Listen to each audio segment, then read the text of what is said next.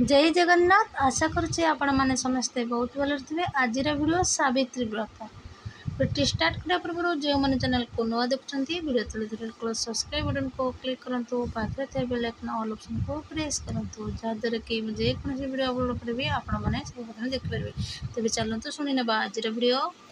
पवित्र सावित्री व्रत प्रतिवर्ष ज्येष्ठ मास अमावास्या तिथि पड़ी था। चलित वर्ष सावित्री व्रत मे 26 तारिख में पड़ुछि। सावित्री व्रत सधवा नारी माने करिपरिबे। नुआ बोहू माने मध्य बाहागर प्रथम वर्ष ठारू सावित्री व्रत करिपरिबे रखिपारिबे। सावित्री व्रत सावित्री व्रत दिन नाली रंगर शाढ़ी चूड़ी पूजा कले अत्यंत शुभ होता है। पार्वती पाखरे पूजा करिपरिबे और पार्वती पाखरे कला शंखा मध्य पूजा करिपरिबे। किंतु कला शाढ़ी कला रंगर कौन जिनस आउ पूजा करिपरिबे नहीं। सावित्री व्रत दिन हलदिया रंगर व्रत बा नाली रंगर व्रत पूजा करी निजर डाहाण हाथ में जे पूजा करथबो जो महिला से महिला डाहाण हाथ में पिंधिबे। सावित्री पूजा दिन घरे बा निज घरे चौरा पाखरे पूजा करिपरिबे। जदि भी चौरा पाखरे सुविधा नहीं पूजा करने को जेकोसी मंदिर माता लक्ष्मी मंदिर हो माता पार्वती मंदिर पूजा करिपरिबे। स्वामी दीर्घायु कामना करी सावित्री व्रत माँ माने सधवा नारी पालन करिथाए। सावित्री व्रत दिन सधवा नारी जे व्रत रखिथाए से फल जूस करिपरिबो, फल खाई परिबो, सागु पଣା पी परिबो, गजा मुग खाई परिबो और रंधा जाइतिबा खाद्य खाइबो नाही। आउ मध्य चाहा मध्य पी परिबे नाही। सावित्री व्रत दिन चौरा पाखरे बा मंदिर में पूजा न करि परले मध्य बरगछ मूल में पूजा करि ब्राह्मण को डकई पूजा करी ब्राह्मण संकल्प करी पूजा करिपरिबे।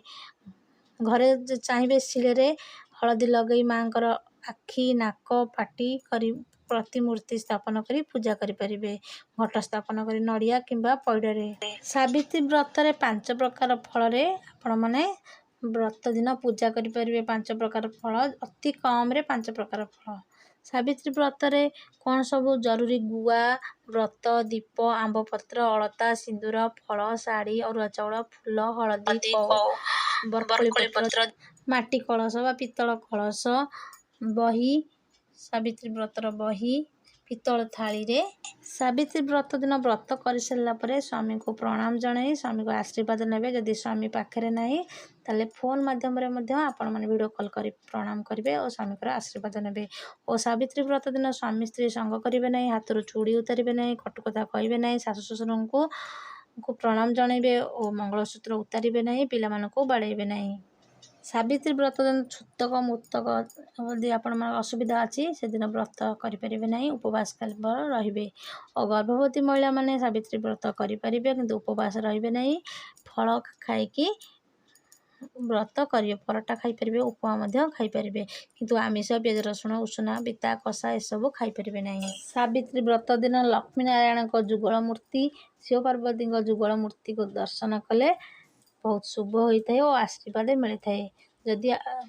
जदि कौन स्त्री लोकर ऋतुमती होती से माने पूजा रखिए, मुंड सफा कर गाधे पूजा रखिपारे किंतु अन्य लोक हाथ में पूजा सामग्री दे मंदिर में पूजा करेंगे। पूजा कर आनी शाढ़ी शंखा सिंदूर अलता पिंधि स्वामी ठारू और घर समस्त सदस्य बड़ लोक शाशु शशुर साई पड़िशा जो मैंने बड़ लोक से प्रणाम जनाई आशीर्वाद नेबा उचित।